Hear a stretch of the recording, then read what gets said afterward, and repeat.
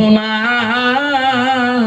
এমন জায়গায় যাবি রে সোনা যে জায়গায় নাই সাথী, এমন জায়গায় যাইবি রে সোনা যে জায়গায় নাই বাতি। ওই তো খোদার খেলা সকাল বেলার ধনী রে ভাই তুই গরিব সন্ধ্যাবেলা বাসে কাটিবে খাট বলাইবে সেই খাটতে তুলিবে চারিজনায় তুই যাই আসিবে তোমার প্রাণ আরো তো চাইবে না। পায়ে কান্দিবে বাদে যে কান্দিবে, পায়ে কান্দিবে বাদে যে কান্দিবে আপন সত্য কেউ তো ছাড়িবে না। ঘরের বিবি কান্দিয়া মিঠেবে বাসনা, ঘরের বিবি কান্দিয়া মিটবে বাসনা। নদীর উকুল ভাঙ্গে ইকুল বান্ধে, ইকুল বান্ধে উকুল ভাঙ্গে। ওই তো খোদার খেলা, ওই তো খোদার নীলা। সকাল বেলা ধনী রে ভাই তুই ফকির সন্ধ্যাবেলা। এরকম ঠিক না ভাই? ঠিক। মুসলমান, মুসলমানের ঘরে জন্ম নিয়ে এখনো মুসলমান হয়ে আল্লাহর ঘরে যেতে বড় দ্বিধান মনে করে, নামাজ পড়তে দ্বিধান মনে করে। আল মসজিদুল বাইতুল্লাহ, মসজিদ আল্লাহর বাড়ি। আব্বা আল মিফতাহুল জান্নাত, নামাজ হলো জান্নাতের চাবি। as-সালাতুল মিরাজুল মুমিনিন, নামাজ হলো মুমিনদের একটা মিরাজ স্বরূপ। ধরে কোন সুবহানাল্লাহ। তোমার ঠিক আছে বা আমার নাই। এই যে রমজান আসলে একটা শুক্রবার থাকি না, শনিবার রবিবার থাকি, দেখবে কি আগা কাতর বাবার নাস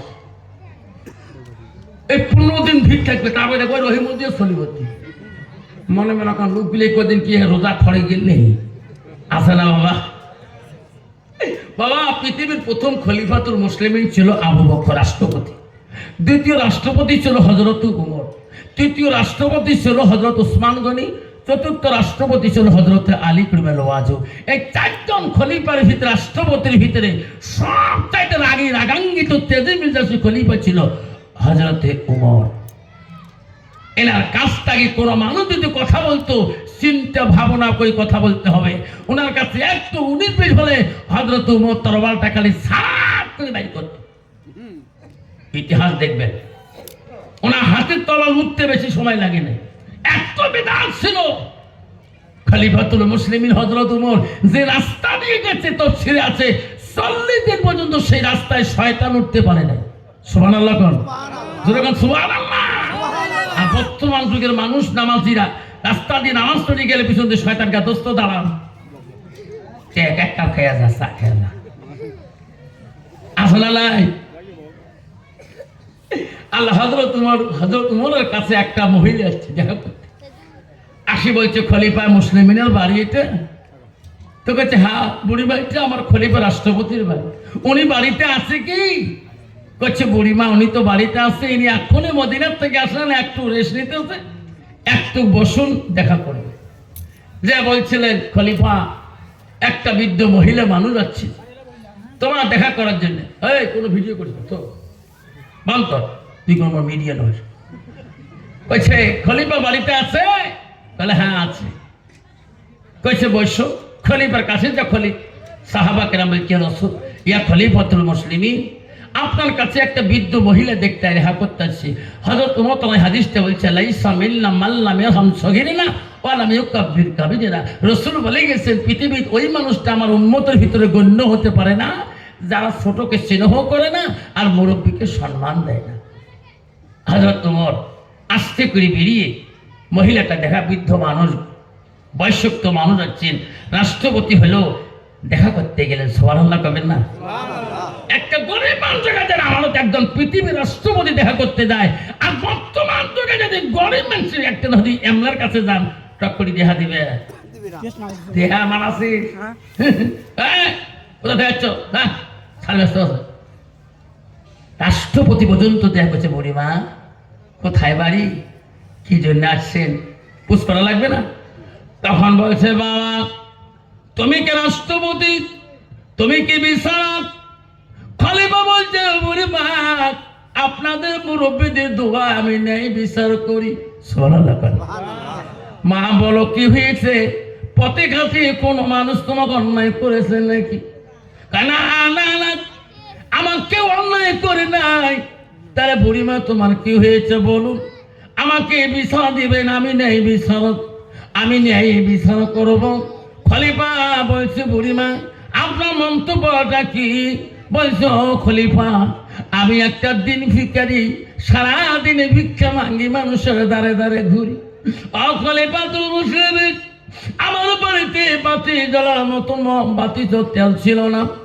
আমি এক বাড়িতে ভিক্ষা মাঙ্গি আমি কিছু তেল নিয়েছিলাম। এই তেল আমি নিয়ে পথ দিয়ে বাড়ি যেতেছিলাম, হাত থেকে তেলের কৌটাটা পড়িয়া শিশিরে পড়ি, সমস্ত তেলগুলা মাটি কেন আমার চুষি খাইলেন।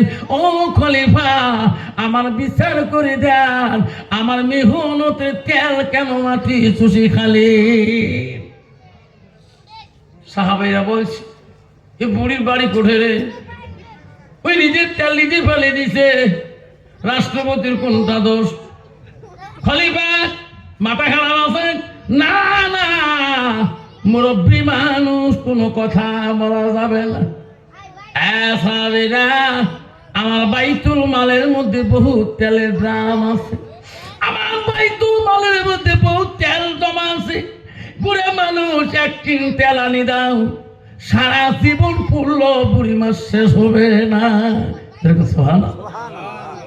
বুড়ি বলছে, না খলিফা আমি তোমার বাইতুল মালে তেল নিতে আসি নাই, আমার সারা দিনের মেহনতের যতটুক তেল পেয়েছি মানুষের বাড়ির কাছে খুঁজি, ওই তেলটুকু আমাকে বুঝি দিতে হবে।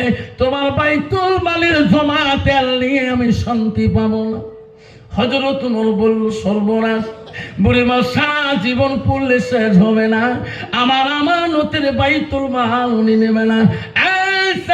যাও আমার টেবিল থেকে একটা কাগজ নিয়ে আসো, একটা কলম নিয়ে আসো। আসার সাথে খলিফা রাষ্ট্রপতি ওমর চিঠি লেখি বলল, বুড়িমা চিঠিটা দিয়ে যাও। কোথায়?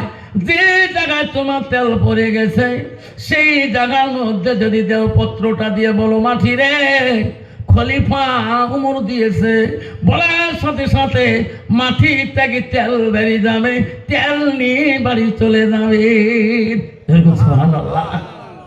বুড়ি মনে মনে করছে, এলি নেই বিচার, হাতে থাকবে চিঠি, তুমি কথাই কবার না। কাছে বলে না, তোমার খালি জবান দিয়ে বলবেন যে জায়গাটায় তেল পড়েছে চিনক তো আছে? কলে হ্যাঁ আমি চিন দিয়েছি। যা বুড়ি মা, তোমার সারা দিনের মেহনত তেল গো মাটি বুঝি দিবে। আমি মাটির কাছে কসম করে লিখিয়ে দিয়েছি, ওই মাটির কাছে যা বলবে, মাটি রে উমরের নামটা এত বড় বলতে যদি কষ্ট হয়, বুড়িমা খালি বলবে মাটি উমর দিয়েছে, তবুও মাটি কথা বলবে। বুড়িমা হাতের মধ্যে চিঠিটা নিয়ে যায়। আয় রে মাটি যদি তেল বুঝি না দে, আমি বুড়ি হযরত উমরের কাছে বারবার আসবো, দেখ বুড়ি কেমন বিচার।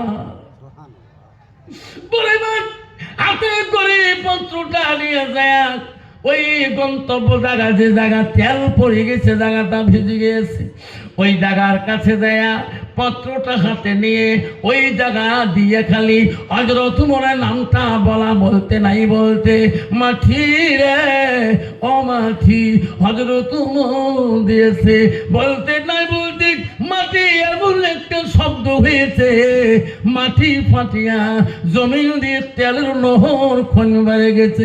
যেরকম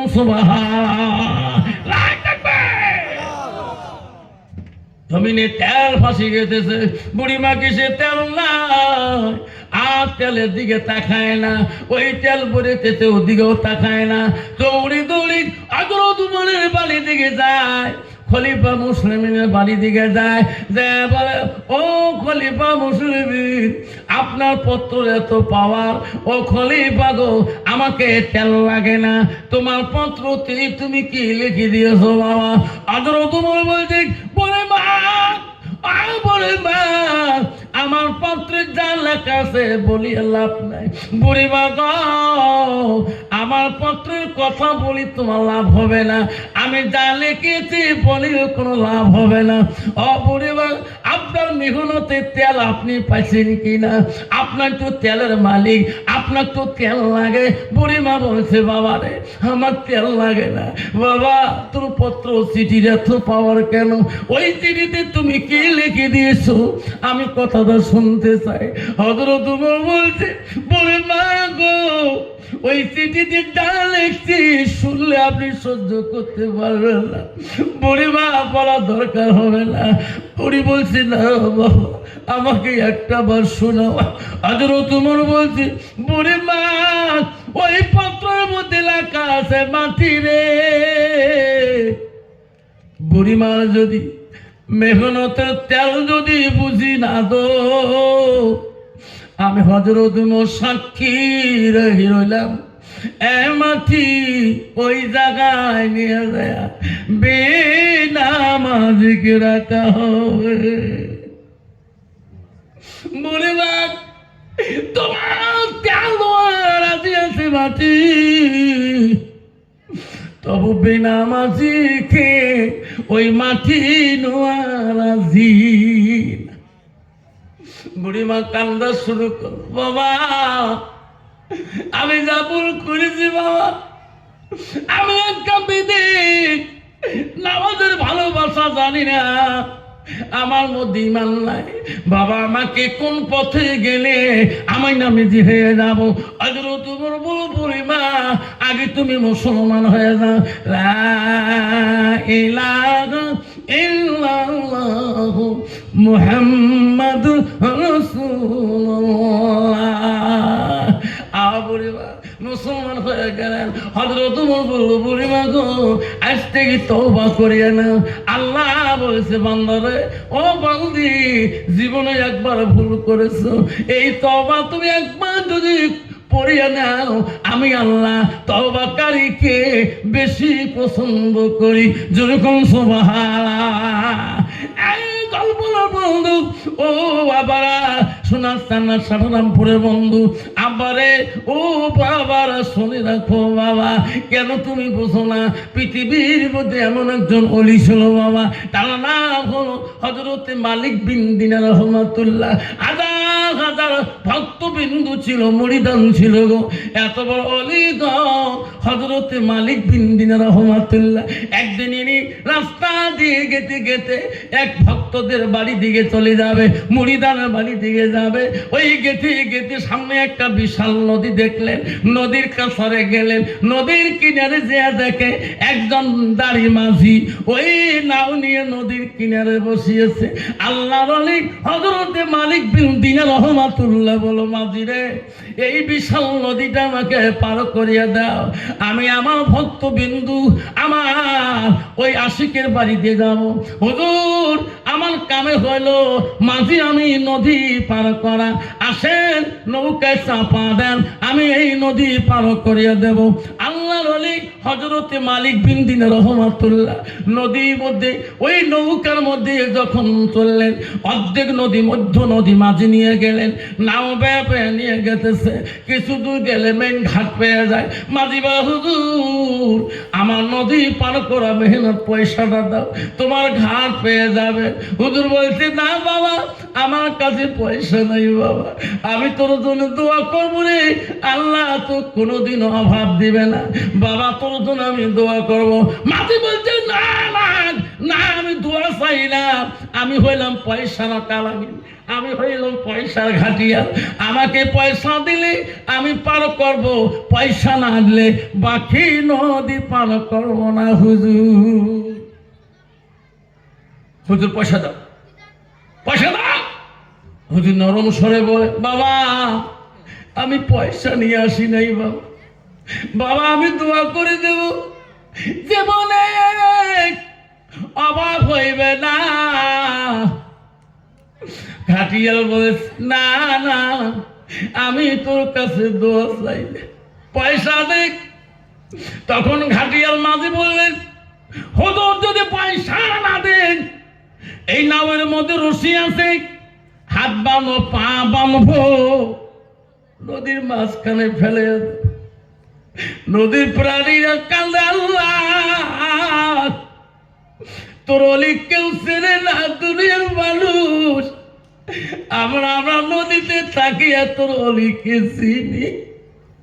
আল্লাহ আমরা এত খুশি, আজকে নদীর মধ্যে হুজুর আসছে, আজকে মাঝি চিনছে না। আল্লাহ আল্লাহ আমার নদীর প্রাণী আমার জবান খুলি দে, এই মাঝির সাথে আমরা কথা বলবো। আল্লাহ মাঝি বলে, যখনই তুমি পয়সা দেবে না, এই রশি দিয়ে বাঁধবো, হাত বাঁধবো, পা বাঁধবো, সব নদীর মাছ হা হা করি কান্দে রে। আল্লাহর অলিকে মাঝি চিনতে পারে নাই। আল্লাহর অলি কান্দে, আল্লাহ আমার কাছে কোনো দিনের নাই, পয়সা নাই। এমন সময় মাঝির ভাষা খারাপ, সব মাছ হা করে রইল। আল্লাহর অলি মালিক বিন দিনার কেন নাম হলেন, ওই মাছের মুখের মধ্যে হা ঢুকিয়ে দিলেন, মাছের মুখ থেকে দিনের পয়সা পেয়ে গেলেন। এ মাঝি নে, তোর পয়সা নেই, আমার খারাপ কথা বলিস না, আমার গালি পরে মাঝি, তোর মেহনতের পয়সা নেই। মাঝি দেখছে চতুর্পাশে মাছ, সমুদ্রের মাছ পর্যন্ত হা করলো। আরে হুজুর মাছের মুখে হাত ঢুকে দিয়ে পয়সা পালো, হাই রে ইনি তো কোনো মানুষ না, সত্যি ইনি একজন আল্লাহর ওলি গো। হুজুর পয়সা লাগবে না, হুজুর তোমার কাছে ক্ষমা চাই। পয়সা নে রে মাঝি, তুই পয়সা নে কাঙ্গাল, পয়সা নেই না। মাঝে এমন করে দুই পা জোর করে ধরল, মাঝির হাত সরিয়ে দিয়া আল্লাহর ওলি মালিক বিন দিনার রহমাতুল্লাহ ওই গভীর পানিতে লাফ দিয়ে ঝাঁপ দিল। পানির উপরে আল্লাহর ওলি হাঁটি হাঁটি যায়, মাঝি এত জোরে নৌকা বাইয়ে যায়, আল্লাহর ওলির আর পাত্তা পায় না। যেরকম সুবহানাল্লাহ, আল্লাহর ওলি মালিক বিন দিনার রহমাতুল্লাহ জীবনে আল্লাহ 10-12 পর্যন্ত মাবুদের সঙ্গে গোপনে আল্লাহ করে, যে আল্লাহর ওলি মালিক বিন দিনার রহমাতুল্লাহ জীবনে তার তাহাজ্জুদ নামাজ কায়দা হয় না। আমরা কোনদিন মরিদান হলাম বাপ, 1 মাস মসজিদ যাই না। মা বলে না, আল্লাহর ওলি পার হয়ে চলে গেলেন, যে একটা বিশাল গাছ দেখলেন, গরম লাগে গেছে, বট গাছের তলায় একটু আরাম করার জন্য গাছের গোড়া শুয়ে পড়লেন। গাছের পাখিরা চিনতে পারলো আমার আল্লাহর ওলি রে। পাখিরা শুভ জানায়, হুজুর আমরা এত ভাগ্যবান, আজকে এই গাছের তলায় তোমার ছায়া আমরা পেয়েছি। পাখিরা কেঁচামেচা করে, পাখিদের মাত অলি বুঝতে পারে নাই। পাখিরা কানের কাছে গুনগুন করে ডাকে, হুজুর আমরা পাখি হয়ে কত খুশি হয়েছি হুজুর। পাখিরা বুঝতে, পাখিদের ভাষা আল্লাহর ওলি মালিক বিন দিনার রহমাতুল্লাহ বুঝতে পারে নাই। পাখি খবরদার আমার কাছে ডিস্টার্ব দিও না, আরাম করতে দে রে, আরাম করতে দে, তুমি জানো না আমি মালিক বিন দিনার। পাখিরা বেশি চেঁচামেচি করে। আল্লাহর ওলি বলল, এ পাখি তুমি চিনলি না, ধুম ধুম করে পড়, তুমি মরে যাও। বলার সাথে সাথে সমস্ত পাখি ধাপ ধাপে পরে মরিয়া যা। কত বড় অলি গো, যার কথার পাওয়ার এত বড় ছিলেন। আল্লাহ আমার কোন অলির কাছে মুড়ি ধরলাম বাবা, হ্যাঁ তোমার তিন আইরে বাপ ইস আসামে আছে জলেশ্বরে এই বড়ি মোট 3 বেলারি লাইট দিয়েও ধ্যান আদা গান্দা খাইতে খাইতে ইস গাছ চেঁচানি পাড়া ছাগলের মতন গন্ধ। মালিক বিন রহমাতুল্লাহ যেই করছেন ওখানে সব পাখিরা গাছে পড়ে গেল। ওখান থেকে আল্লাহর ওলিয়া টান সইতে পারল না। ওখান থেকে হাঁটতে হাঁটতে আবার ভক্ত বিন্দুদের বাড়িতে রওনা হলেন। গেতে গেতে কলিজাটা শুকিয়ে গেল। পানি খায়, এখানে তো পানি নাই, কোথায় পানি পাবো, কোথায় বা বসতে, কোথায় বা গ্রাম, কোথায় বা পাড়া। গেতে গেতে রে বহুদূর থেকে দেখে একটা পাড়া দেখা যায়, গ্রাম দেখা যায়। আল্লাহর ওলি মালিক বিন রহমাতুল্লাহ আস্তে আস্তে ওই পাড়া গ্রামের মধ্যে গেলেন। যে দেখে এক সুন্দরী মহিলা, এত রূপবতী মহিলা, পর্দার মধ্যে হাতে একটা বালতি নিয়ে সামনে একটা কুয়া দেখা যায়। ওই কুয়ার পাশে পানি তুলতে আসে। আল্লাহর ওলি মনে করলো রে এই মাথার কাছে বালতিটা নিয়ে এই কুয়ার পানি আমি খেয়ে শান্তি করব। মেয়েটার কাছে যা বললো, মা আমার কলিজাটা পেটে গেছে, মা আমি সহ্য করতে পারি না, মা তোর হাতের বালতিটা দে, মা আমি পানি পান করব। মহিলাটা কথা বলে না, আরো করুণ সুরে বলে, মা তোর হাতের বালতিটা দিলে মা আমি পানি তুলি, পানি পান করব। মহিলাটা কথা বলে না। আল্লাহ বলছেন, এই মহিলা তুমি বুঝো না কে, উত্তর দাও না কে। তখন মহিলাটা জবাব দিয়েছে, হুজুর রাগ করি লাভ নাই, মেজাজ দেখাবেন না, এখানে গাছের পাখি পাল্লাই, তোমার কথায় পাখি মরতে পারে, আমি আল্লাহর বান্দি গো, তোমার কথায় কিছুই করতে পারবো না। যেরকম সুবহানাল্লাহ। মালিক বিন বলছে, আল্লাহ পাখি মারলাম কোন দেশে, এই জানি কেমন করি। সুবহানাল্লাহ কবেন না বাবা। মেয়েদের মধ্যে অলি ছিলেন, মেয়েদের মধ্যে আউলিয়া ছিলেন। বর্তমান যুগের নারীরা কোন আউলিয়া? আল্লাহ রাসূল হাদিস বললেন, আল মারআতু ইজা সাল্লাত খামসাহা, আমার নবী বললেন কোন একটা মেয়ে যদি 5 ওয়াক্ত নামাজ পড়ে, ওয়াসামা শাহরুহা, ওই মেয়েটা যদি রমজান মাসে রোজা করে, রাসূল বলেন আসানা ফারজাহা, ওই মেয়েটা যদি পর্দা পুষি দেয় চলে, রাসূল বলেন আতাব বালাহা, ওই মেয়েটা যদি স্বামীর খেদমত করে, নবী বলো ফাঁকাতে কলমানায়ু আবু আবিল জান্নাতির সাথ, নবী বলো ওই নারীদের জন্য আল্লাহ 8টা জান্নাতের দরজা খোলা রাখবে। যেরকম সুবহানাল্লাহ। বর্তমান যুগের নারী নামাজও জিরো, ঠিক না ঠিক, রোজা তো জিরো, পর্দা তো জিরো, স্বামীর খেদমত জিরো।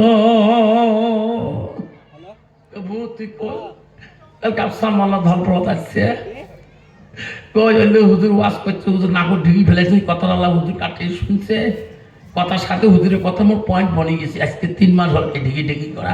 হুজুর জীবনে ফাঁস আসলে ধল বলো এলে কথা শুনি খালি গাড়ে গায়ে হুজুর খা গাও খান বুঝো খা গাও সটকি মোর যে ঢিকে ঢিকেছ 3 দিন পর্যন্ত রাতে রক্ত বন্ধ হয় না। বেসরা কাহো কয়নি কোনোদিন, এত সাধু মানুষ। কন্ত বাবা বউ যদি কাহো ঢিকে কোনদিন ধরপরত কবে মোর বউ নাকর ঢিকেছে কবে? তো বউ আর শুনি যে কলিয়ে গায়ে থরথরে কাঁপে। তোমরা জুমে নাম আওয়াবি নাই 3 মাস থেকে তোমার মতন না চলে, মোর মতন মুই চলো। আছে না এমন নারী? আছে না? কি আওয়াবি না? আওয়াবি নাই না বাবলা করছে। এই কথা শুনিবু বাড়ি আসি নামাজ পড়িবে, মুইও যেন নামাজ পড়ি, যে আইসা না ফজর নামাজ পড়ি, চোখিত বসিয়ে তোমরাও আসিলে দৌড়ি দিতে হাত দিতে যা ধরলু, যা করছো ঢিকেছ কাহ কর না, মুই বিরাট ভুল করছ, বুঝেই মাপ দিছে, যা মাপ করে দিন যা। ও বাবু কাউকে পাতলা একই আজকে 4 বের ভাত খান তবু পেট ভরে না। তুই আমার মাসির বেটি বোন হোস, তুই আমার ডাইন ভাই কালকে বসছিস, তুই বলে মাঝে মাঝে দুলে ভাই বলে গুড়ি ফেল দিবিস থাকি, তুই মাপ নিস নাই বলে মুই মাপ নে মোর মাও মরে গেছে, মোর বাপের কাছে মোর মা মাপ নাই নাই, মোর মা এমন ডাকিও আসছিল মোর বাবু জীবনে দেখতে পারি মোর মার ভয় মোর বাপ ধর্ম বাদত কাট কাটেছে তারে বেটি বই জোরে ঠিক না মিঠি মা যদি ভালো হয় মেয়ে ভালো হবে মেয়ে যদি ভালো হয় না মা ভালো হবে মাস্টার যদি ভালো হয় ছাত্র ভালো হবে ছাত্র যদি ভালো হয় মাস্টার ভালো হবে ইডি যদি ভালো হয় ফার্মা ভালো হবে ফার্মা যদি ভালো হয় রে ইডি ভালো হবে এমন জাতের কচু আছে অল্প জালে সিদ্ধ হয় এমন জাতের মেয়ে আছে অল্প কথায় বুঝিয়ে পায় এমন জাতের কচু আছে